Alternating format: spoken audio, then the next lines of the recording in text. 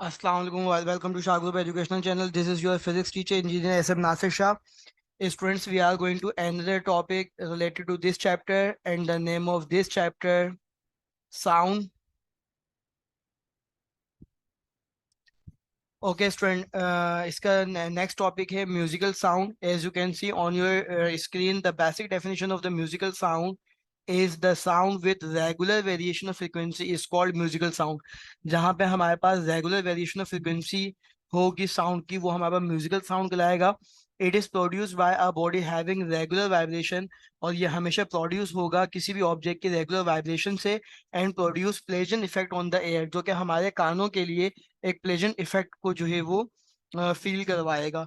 इसकी अगर मैं आपको मिसाल दूं कि अगर दो पर्सन हैं स्टूडेंट, और दो पर्सन आपस में क्या कर रहे हैं, कुछ ना कुछ डिस्कस कर रहे हैं, और ये इनकी कम्युनिकेशन मुसलसल जारी है, और कोई तीसरा शख्स आता है, और तीसरा शख्स आके इनके दरमियान जो है वो मुसलसल बात करना शुरू कर देता है, बगैर इनको जो है वो कम्युनिकेट किए, बगैर इनको जो है वो कांटेक्ट किए. तो आप देखें, ये जो थर्ड पर्सन, इनके लिए जो एक दूसरे की वॉइस है, एक दूसरे का साउंड है, वो इन म्यूजिकल साउंड कहलाएगा. बट थर्ड पर्सन की जो वॉइस है वो इनके लिए क्या कहलाएगी स्टूडेंट? नॉइस कहलाएगी. क्या कहलाएगी? नॉइस. क्योंकि अब वो इनके लिए इरेगुलर हो गई है, और जो इनके एयर के लिए अनप्लेजेंट इफेक्ट को शो कर रही है. कैरेक्टरिस्टिक्स ऑफ म्यूजिकल साउंड की मैं बात करूँ स्टूडेंट्स, तो following are the characteristics by which we can distinguish one musical sound from the other.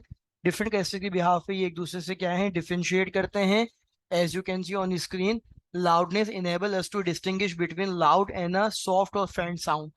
सही है, लाउडनेस हमारे पास है जो कि बेसिकली लाउड साउंड को और फेंट और सॉफ्ट साउंड यानी हल्के साउंड के दरमियान जो है वो क्या करता है, डिस्टिंग्विश करता है, मवाजना करता है, फर्क करता है कि यार ये लाउड साउंड है, ये जो है वो सॉफ्ट साउंड है. Loudness depend upon the following factors. Number one, amplitude. Number two, area of vibrating object. और number three, distance between source and listener. Amplitude की अगर मैं बात करूं तो higher the amplitude louder will be the sound. आप देखते हैं अक्सर कि जब भी जो है वो कोई शादी ब्याह की तकरीब होती है, या कहीं पर जो है वो ईद मिलादुन नबी सल्लल्लाहु अलैहि वसल्लम सेलिब्रेट किया जा रहा होता है, या कहीं पर जो है वो आप अपने जो है वो कजन्स की बर्थडे सेलिब्रेट कर रहे होते हैं, तो वहां पर आप देखें क्या होता है कि वहां पर आप साउंड सिस्टम लगाते हैं.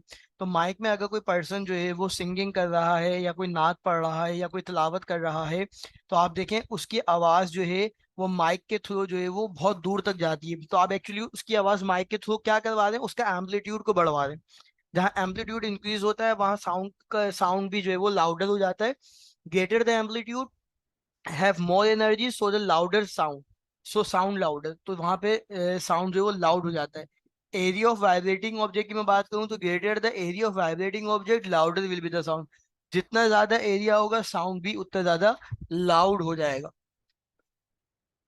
Distance between source and listener के, एक तो सोर्स है जहाँ से साउंड प्रोड्यूस हो रहा है, एक सोर्स है जहां पर जो है वो साउंड प्रोड्यूस हो रहा है, और एक लिसनर है जो कि बेसिकली सुन रहा है. तो इन दोनों के दरमियान का जो डिस्टेंस होगा, if the distance between the source and the listener decrease the sound becomes louder.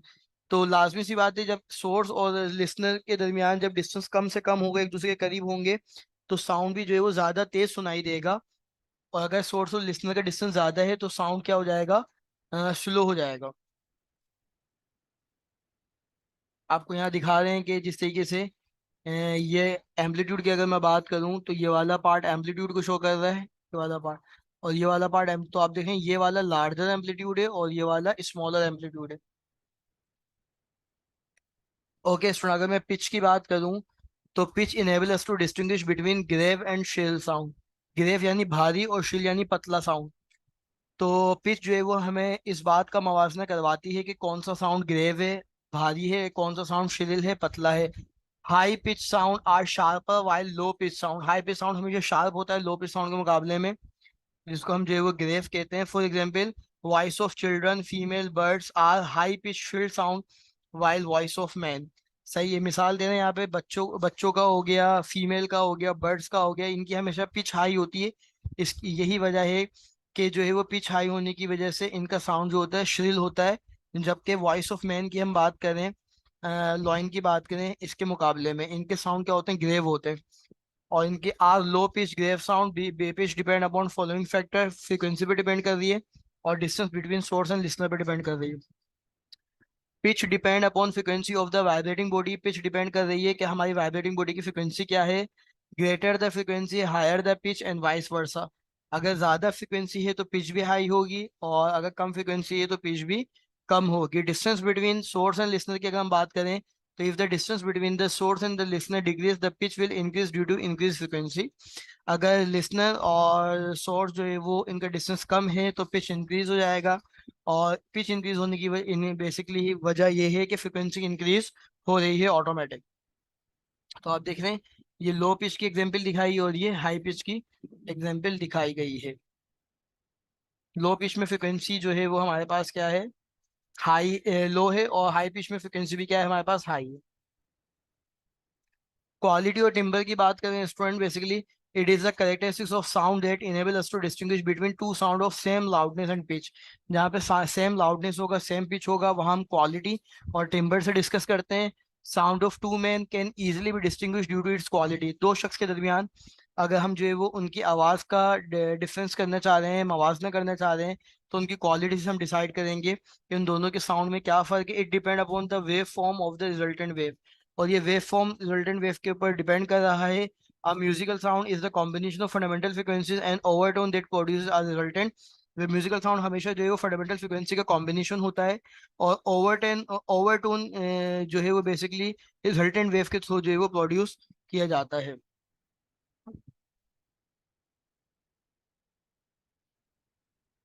यहाँ आप देख रहे हैं ट्यूनिंग फोक का रिजल्ट दिखा रहे हैं, फ्लूट का रिजल्ट दिखा रहे हैं और क्लेरिनेट का रिजल्ट दिखा रहे हैं।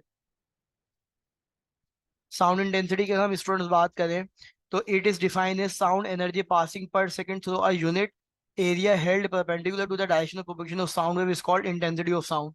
कि साउंड एनर्जी अगर पास की जा रही है 1 सेकंड के अंदर किसी यूनिट एरिया में और उसके डायरेक्शन परपेंडिकुलर है, 90 डिग्री एड कर रही है direction of the propagation of sound के, तो ये इंटेंसिटी ऑफ साउंड कहलाएगा। Sound intensity is a physical quantity can be measured by the formula. E जो है वो आपके पास बेसिकली क्या है, इंटेंसिटी है टी। आई इंटेंसिटी है, ई जो है बेसिकली हमारे पास एनर्जी है, टी टाइम है, और ए जो है हमारे पास एरिया है। तो इसकी यूनिट क्या बन जाएगी, इट्स ऐसा यूनिट इज वॉट पर मीटर स्क्वायर। थोड़ा मैं आपको समझा भी दूं कि सर ये वॉट पर मीटर स्क्वायर कैसे बन रही है।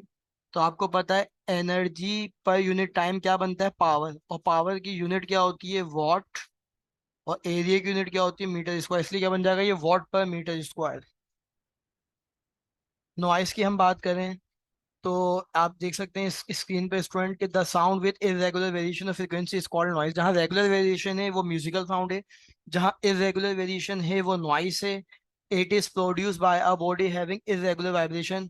इसको प्रोड्यूस किया जाता है इरेगुलर वाइब्रेशन के through. It produces unpleasant effect on the air, जो कि आपके कानों के लिए अनप्लेजेंट इफेक्ट को शो करता है। नॉइस पोल्यूशन की अगर हम बात करें स्टूडेंट तो noise pollution has become a major issue of concern in big cities.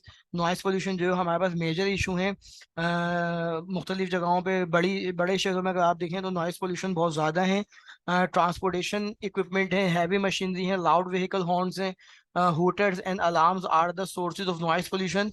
Noise has harmful effect on the human health such as hearing loss, sleep disturbance, aggression, hypertension, high stress level, etc. These are all the example of noise pollution. How can we reduce noise pollution, किस तरह हम noise pollution को reduce कर सकते हैं। A safe level of noise depend on two factor. Noise के दो ही noise के जो सेफ लेवल है उसके दो फैक्टर हैं, the noise level and noise duration. के नॉइस का लेवल क्या है और नॉइस का ड्यूरेशन क्या है, कितनी देर के लिए वो नॉइस जो है वो प्रोड्यूस हो रहा है।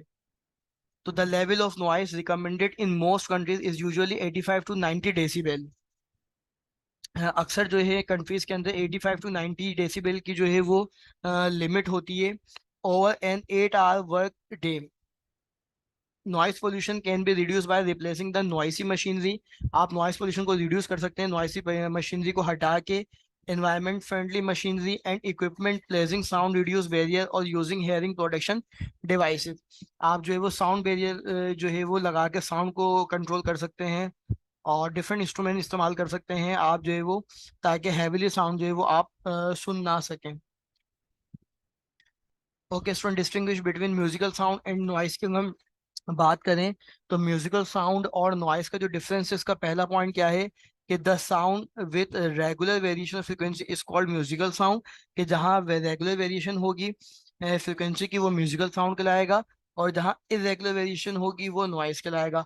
It is produce by a body having regular vibration, और it is produce by a body having irregular vibration. It produces pleasant effect और इट प्रोड्यूसेस अनप्लेजेंट इफेक्ट, जिसको हमने डेफिनेशन के अकॉर्डिंग जो है वो अभी डिस्कस किया, उसको हमने डिफरेंशिएट के तौर पर इस तरह मेंशन कर सकते हैं। Okay student, we have the MCQ related to this chapter as you can see on your screen. So the first MCQ, the sound with a regular variation of frequency is called, we have for option right now, musical sound है, noise है, beat है या pitch है। तो यकीनन इसका answer आपके जहनों में सही आ रहा होगा कि रेगुलर वेरिएशन है तो हमारे पास ये म्यूजिकल साउंड होगा। So the correct option is option A, musical sound. Next MCQ है, it produces unpleasant effect on the air.